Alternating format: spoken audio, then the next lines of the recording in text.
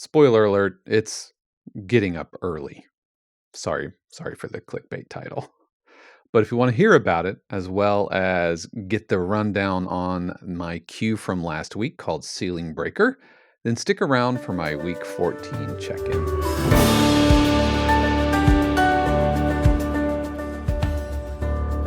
What is happening, YouTube? This is Dave Croft. Welcome to my week 14 check-in, where every week I unpack a cue that I wrote in the week before and talk a little bit about kind of what's going on in my life, in the industry, and everything. If this is your first time here, welcome. I'm so glad you found me. I don't know how you found me, whether it's through Facebook or through YouTube recommendation or whatever, but regardless, I am so glad to see you. If you haven't already, do all the typical YouTube doobly-doo below, the subscribe and all of that. And if you are returning, if you are a member of the 5-2 family, then welcome back. I'm so glad to see you once again. So again, sorry for the clickbait title, but I guess I have to feed the YouTube algorithm. But what I wanted to talk about today is the one habit that I changed that really boosted my output. It made my whole day just feel better, and it really helped my creativity. And that one habit is, frankly, getting up earlier. Now, I didn't come across this by myself or on my own. I came across a book by Hal Elrod called The Miracle Morning. And in this book, which is kind of a self-help book, it talked about the benefits of waking up early before the rest of the world gets up. And that was all well and good. But it wasn't until I came across a variant of that book called The Miracle Morning for Writers that really jump-started this concept and this idea of getting up early, and specifically the miracle morning. And while the miracle morning for writers, and I'll have a link to that in the description below, and I've listened to the audiobook because I really enjoy audiobooks. I'll have a description below. It's geared towards authors, and so it talks about number of words that you have to write and everything, but I work it for myself, and I think about the number of minutes I need to make and everything. But in a nutshell, here is the miracle morning: is you get up, you set the alarm an hour earlier than you necessarily, quote unquote, want to wake up, and that can feel really painful. For me, that started out at like 6. And then it eventually became 5, and now I'm even pushing it back even to, like, this morning, I got up at 4:30, or rather the alarm went off at 4:30. And the idea is that you get up and you immediately, like, you brush your teeth, or for me, I go on either a walk or I go rollerblading or something like that. 30 minutes of exercise.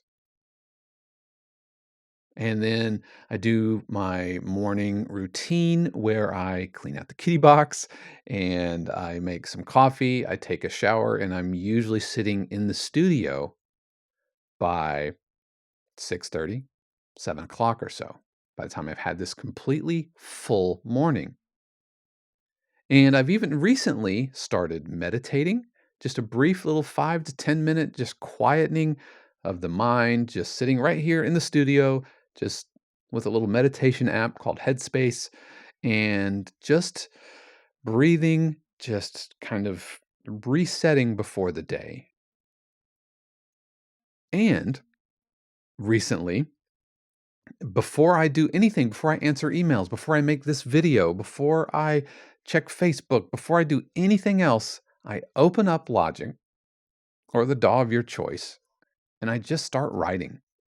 Now, the Miracle Morning for Writers talks about before you do anything, answer emails or whatever, you crank out X number of words, 750, 1,000 words or whatever. For me, it was, I want to have one sketch of an idea. I want to have one melodic nugget, one sketch that I can take into the day. And this has quite literally been life-changing for me, this idea of getting up early. And I was never a morning person. I wasn't necessarily a night owl. I didn't consider the nighttime to be my most productive, but I certainly wasn't a morning person, and I definitely loved the bed and sleeping in and all of that. But I found that with the miracle morning, by getting up and being really deliberate, that I got a lot done before the rest of the world woke up.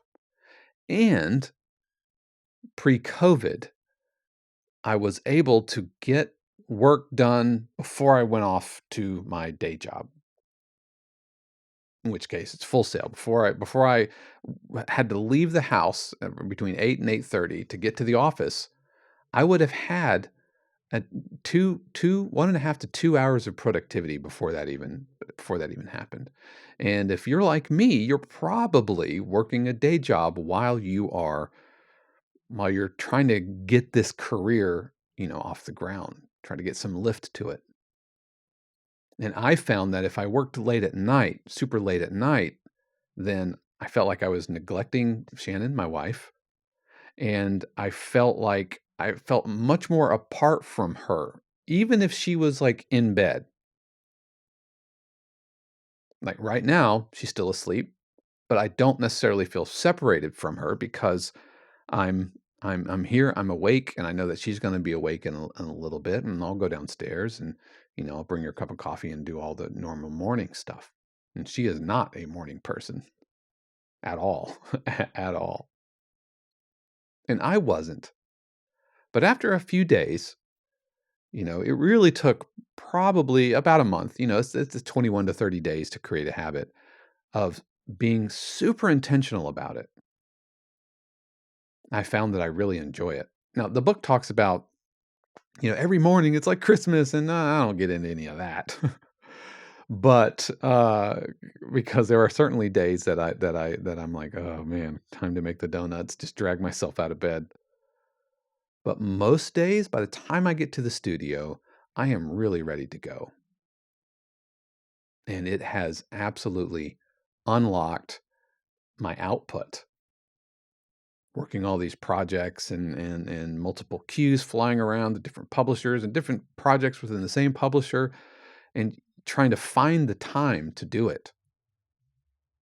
And in the morning, before work, before I clock in, was a brilliant time. And there's something about the early morning. Like this morning, I went on a half-hour walk, just 2 miles, half hour, whatever.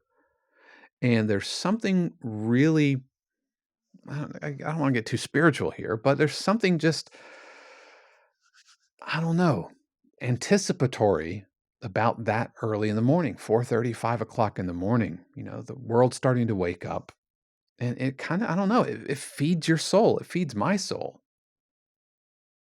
I wear noise canceling, AirPods while I'm walking, and when I was walking, the birds were just losing their mind, and so I actually, like, turned off the noise canceling so I could actually hear the outside while I was listening to my audiobook, and it was life-giving,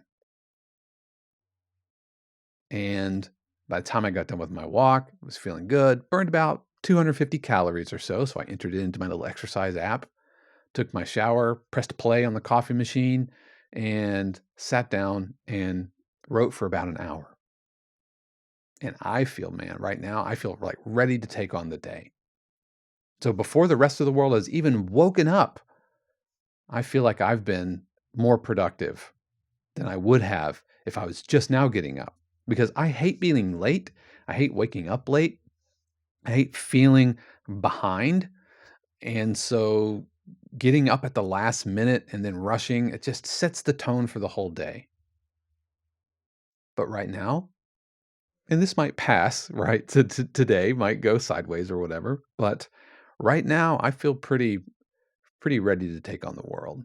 And so I would encourage you to try it. Check out the book, specifically Miracle Morning for Writers, and every time they talk about words, think about minutes, or think about measures. And and when they say writers, don't think author, think composer. It's been really, really good for me. And I think it could be good for you. I know several composers who get up early, and I've gotten text from fellow composers. It's like, I know you're up. it's like 6 in the morning and we're chatting, So it's been really, really good for me. And so I just encourage you, that one habit, that making a miracle morning. I've been doing it now for probably 2 years, and it's been absolutely fantastic. And I'm always looking for ways to kind of tweak and improve that. So with that, my week otherwise, just as far as the week 14, pretty exciting week. It was Masters week. And I did get some air on CBS, and so that was really, really great. The cue that I wrote a couple of years ago, no, it wasn't a couple of years ago. I guess it was last year. It's all a blur. I mean, 2020 is a complete blur. Called The Winter Within, that made some air, and so that was really, really good. Pretty exciting Masters, and it's always really good to see a fresh face win the Masters, especially after November, where we had like a record-setting, like the lowest score in Masters history. And so it's just been a really exciting time to be involved in some of these golf broadcasts, from Tiger Woods in 2019 to, again, I'm forgetting the golfer's name. I don't necessarily follow golf, but we've had like 3 record-setting Masters tournaments in a row.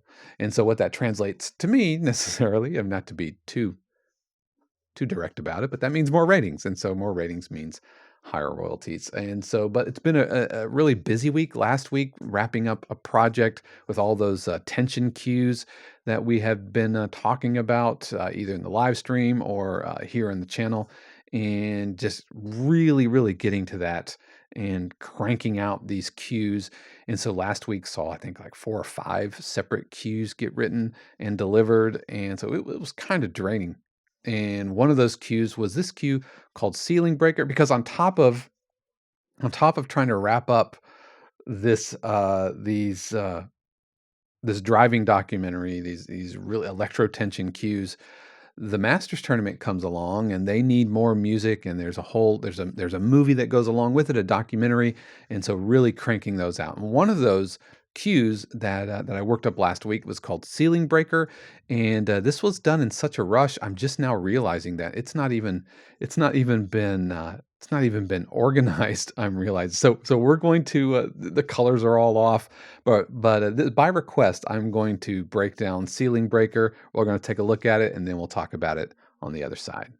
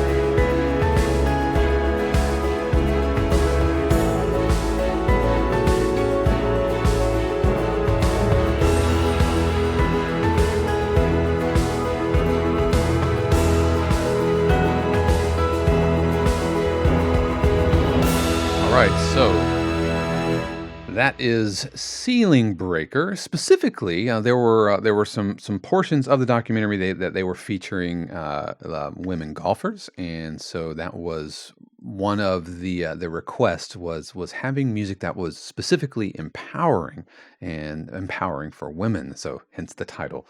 Ceiling Breaker. All right, so let's break down the cue. Like it's troubling me that it's not that's not colored appropriately, but I'm just going to leave it. I'm not going to change it. I thought about stopping the video and doing it, but I'm just going to leave it. It is what it is, right? It is what it is. And so, as a longer cue, specifically, this guy is a little over 2 minutes. And so, it's not necessarily much longer, but it's an ABA type of a structure, and the B section isn't just a stripped down texturally speaking, a stripped down version of the A section, which is you just kind of remove the melody. There's actually some different harmonic changes and stuff happening here. The things that really contribute to the uplifting nature is obviously the harmony. You know, it's primarily in a major key, and well, it is in a major key with some minor chords kind of sprinkled in. It's not just 1, 4, 5, and it's that balance that really balancing the major and the minors, which kind of gives it that positive lift. Form wise, we have the opening establishing shot. Really simple, dirt simple melody. I think I'm in D major here, so let's set that to D major. Why D major? Because that is what I was able to really play successfully on my ukulele and all that stuff. Then with some key change shenanigans going on here.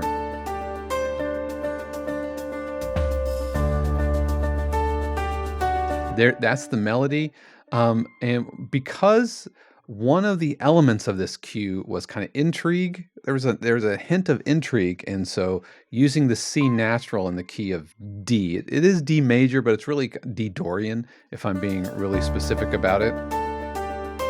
In which case it wouldn't be necessarily that key signature, since I don't have the option to write in D Dorian. I said Dorian, I meant D Mixolydian with the C naturals. Bum, bum, bum. There's that little hint of intrigue there, that little non-diatonic to a major key.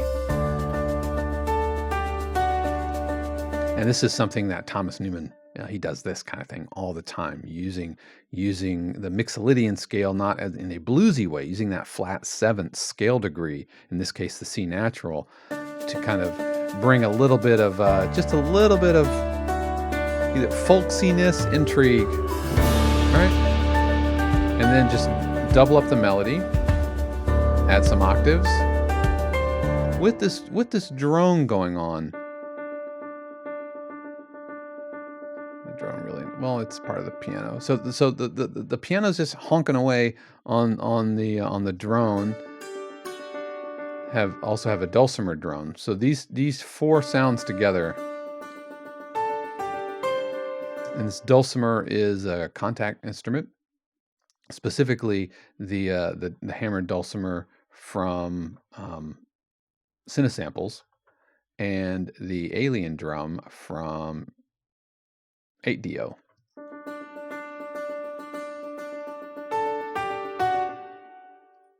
Just a really kind of interesting sound here. You kind of play them together and you get that really cool, right? It's kind of a hand pan kind of a vibe to it.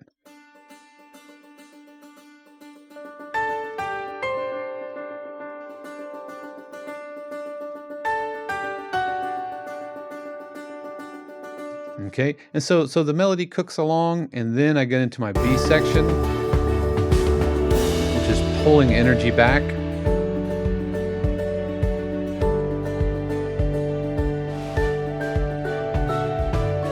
A little bit of staccato strings.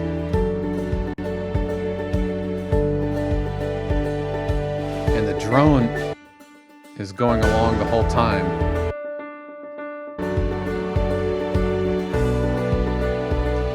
introduce some string bits. Like I said, some staccato strings.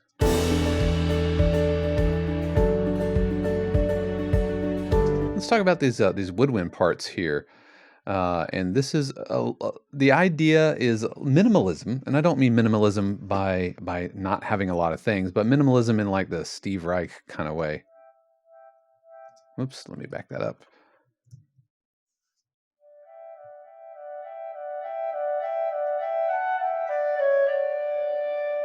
Right, just this idea, this back and forth music for 18 musicians type of a thing happening here. These are VSL instruments.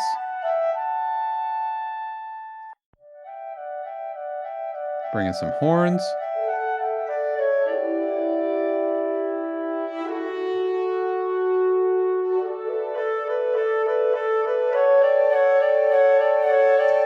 All right, and then as we're coming out of our little B section, our bridge, pull the energy way back, and then bring back in the melody from the beginning.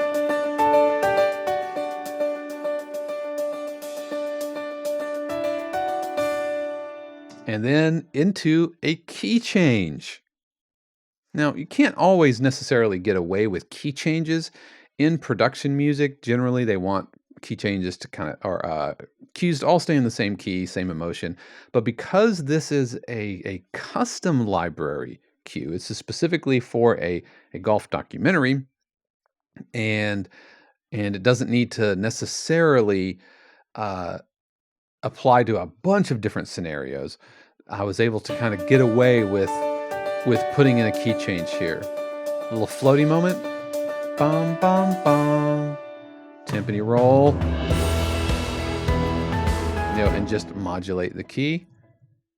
And off we go. All right, so let's look at some of the sounds of piano melody. The piano sounds is contact. Just the grandeur. It's kind of my go-to dulcimer we talked about. I did incorporate this lyre.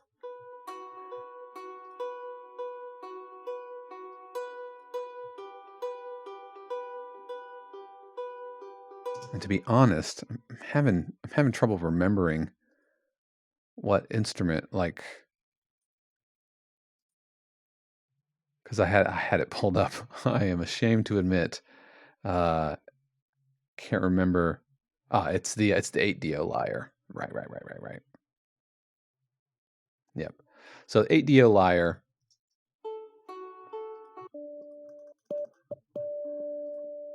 Tank drum. This is from Sonic Couture's Imogen Heap's box of tricks. Really, really good. Kind of a hong drum kind of a thing. Have some guitar work happening here, which really dictated, and this is right left spread, double tracked. And this is really why because I have open D guitar, and so that really dictated what key I'm going to play in. Nothing at all fancy. Just open drones.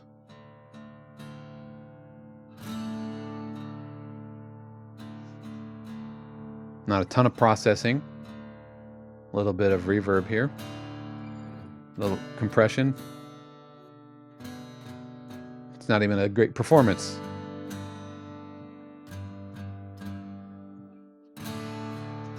One of the things I really liked that I thought turned out really well was using the banjo ukulele and incorporating this plugin. This is by Manny Mariquin. This is a Waves plugin, and it's a delay unit, but also has all of these effects after the delay. So reverb, obviously, distortion, doubler, phase. So I was able to get this really cool edge YouTube kind of a way. So here it is. That's clean with a sample delay on there, and then with the delay and the reverb. Oops.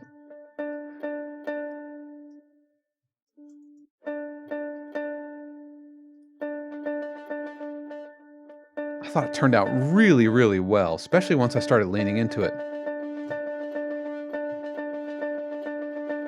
And the fact that it's a banjo ukulele, it's a very unique type of a sound. And then I added another banjo, some picking on top of it, which does not have the distortion and everything. And I was going for like this Bella Fleck kind of vibe here.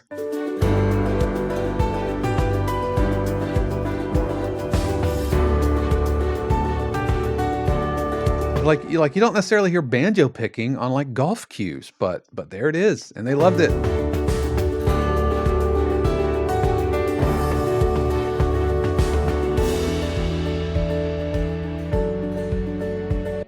So the drones are continuing. Oops, sorry.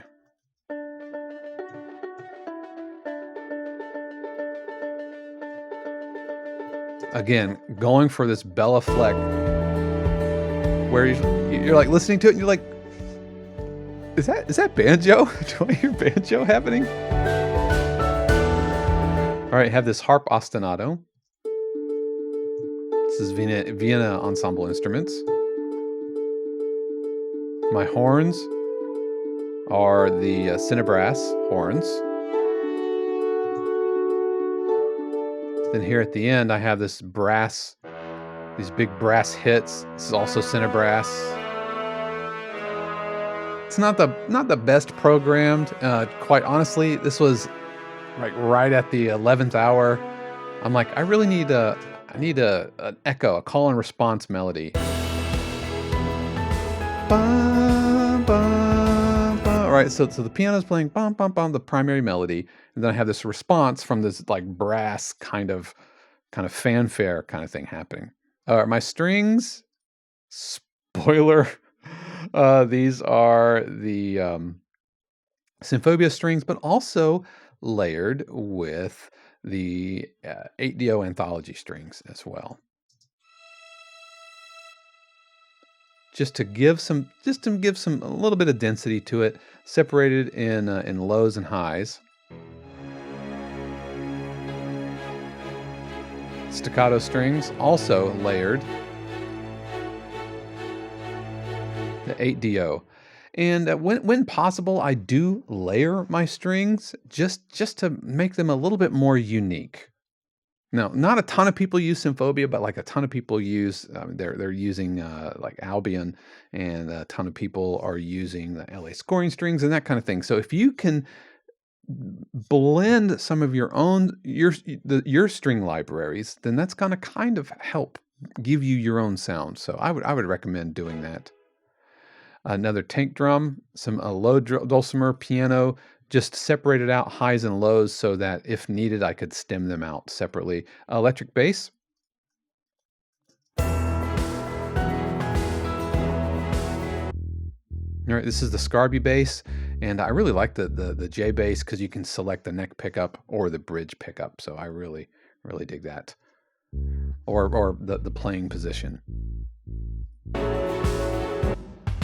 All right, drums are straight up studio session drummer.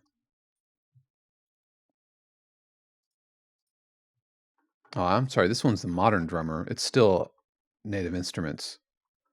The modern drummer, or the studio drummer. I said session drummer. I don't know where that came from. But yeah, just reverb, throwing it into a parallel compression bus.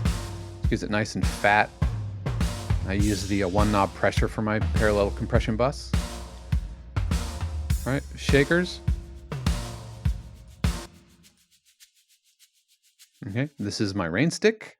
Tubular bells. And these are featuring the new Sonic Couture tubular bells that I talked about. You know, do I actually need another? But the fact that I have felt mallets, really nice on that. Some timpani. This is the East-West timpani.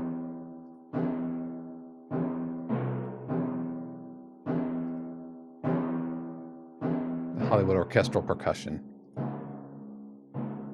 As a percussionist, I feel very fortunate that I can write my own timpani rolls. Right? And those are like perfectly imperfect. No, I'm not saying I'm perfect, but my point is that if you use the actual rolls that they're given, they're too, I don't know, they're just too mechanical. But I can go in and I can actually play a timpani roll. And what I love about the East West is they have the same thing on octaves separate, so you can actually kind of right left.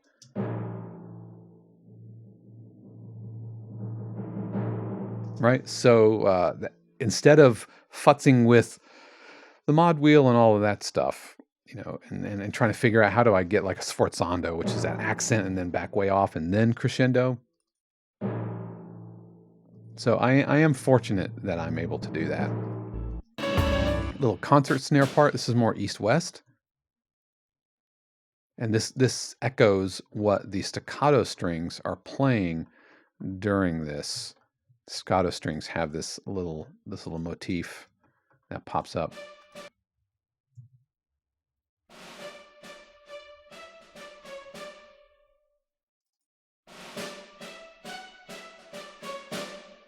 So they're just copying that or really accompanying that little motif. So you pull it all together, then you get Ceiling Breaker.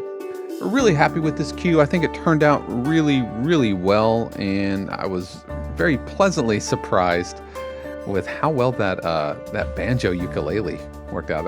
And it's hanging like right there, and it's just a little cheap Amazon banjo ukulele, and so I'm going to use it every chance I get. So that was my week 14. I hope that was helpful for you guys, and I really appreciate all of your support, and thank you very much for watching. If you made it all the way to the end, congratulations. Also, I want to give a special shout out to all of my Patreon patrons who support the channel with their actual real life money. Thank you guys so much. Their donations help keep the channel going, and patrons get access to my weekly music production live stream. Every Thursday I stream. It's usually 3 to 4 hours or so. I stream a cue from scratch, opening a DAW and writing a cue. If that's something you are interested in, you can check out the Patreon information below. And again, if you haven't yet, please subscribe and like. That really helps other composers just like you find this video, and it is much appreciated. And if you ever have any questions, you want to leave comments if you liked, what you didn't like, or some things you want to know about the production music industry, leave those comments below. I do read every single one of them, and I try to answer back every single one of them as well. So I really appreciate you guys hanging out with me today. Until next time, peace.